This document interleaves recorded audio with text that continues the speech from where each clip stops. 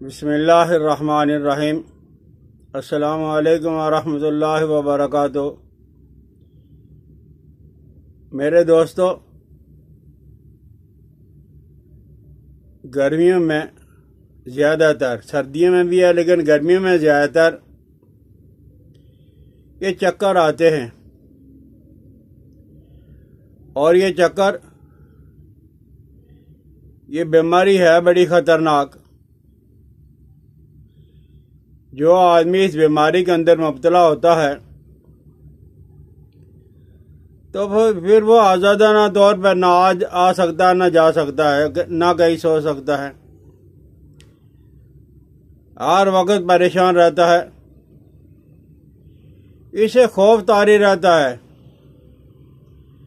ना मालूम कहाँ मुझे चक्कर आ जाए, मैं गिर पड़ूं, कहीं एक्सीडेंट हो जाए, कहीं जान से हाथ ना पड़े। किसी न किसी आदमी का इसको तावन ज़रूरी है। बगैर इंसान के तावन के इसका चलना फिरना महाल और मुश्किल हो जाता है। और फिर कुछ लोग इसका मुआवजा करते हैं, इलाज करते हैं,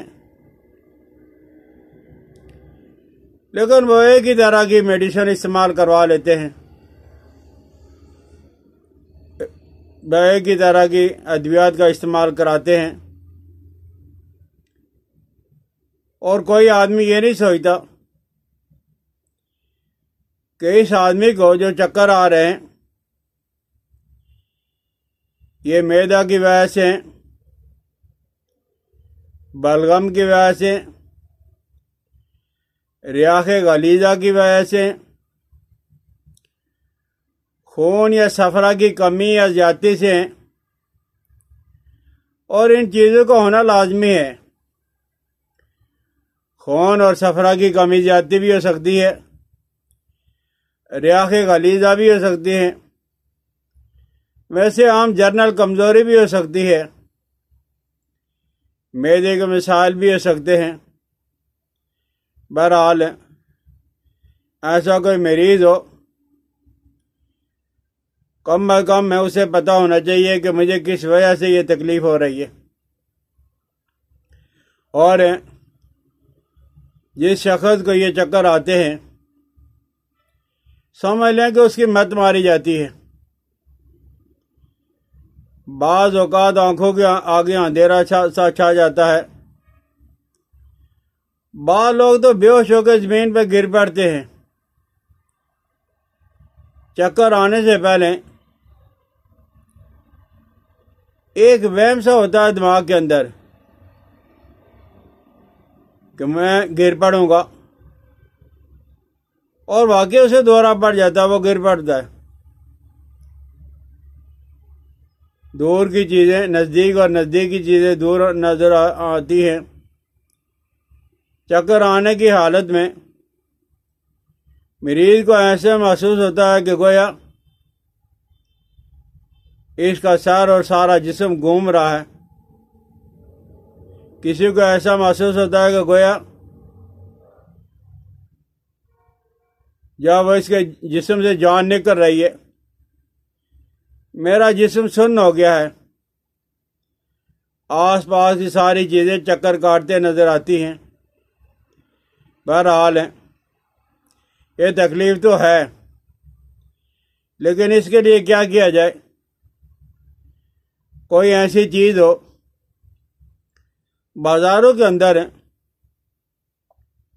एक बेज़रर चीज़ मिलती है, उसको कहते हैं अतरीफुल किशनीजी। सबब कोई भी हो, वजह कोई भी हो, अतरीफुल किशनीजी। आप इसका एक चम्मच सुबह और शाम करोगे, इंशाअल्लाह लज़ीज़ 2 दिनों में के अंदर अंदर जब वो फर्क पड़ जाएगा। और अगर आप अपने तौर पे इलाज करना चाहते हो तो आंवला का मरब्बा, आपको पता है हर जगह मिल जाता है। आंवला का मरब्बा एक दाना काफ़ी है। और चांदी का वर्क भर के नुकरा एक ऊपर लपेट के सुबह सुबह आप वो खा लें।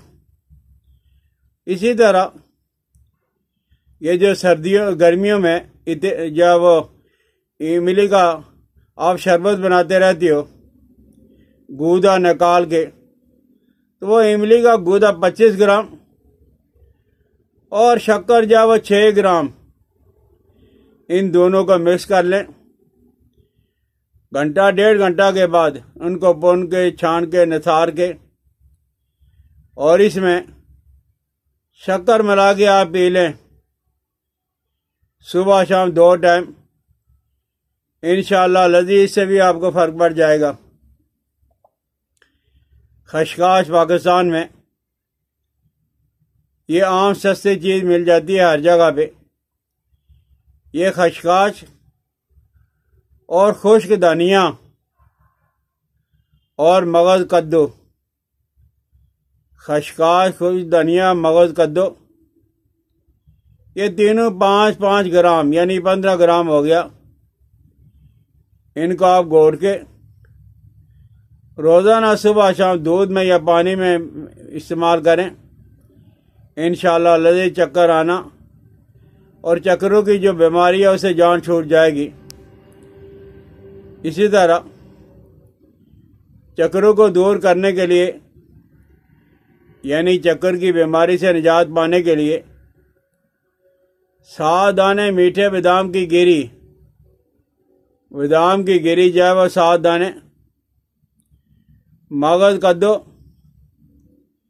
ये 5 ग्राम, और ये जो हमारे यहाँ गंदम ताज़ा वाली होती है ये गंदम इसमें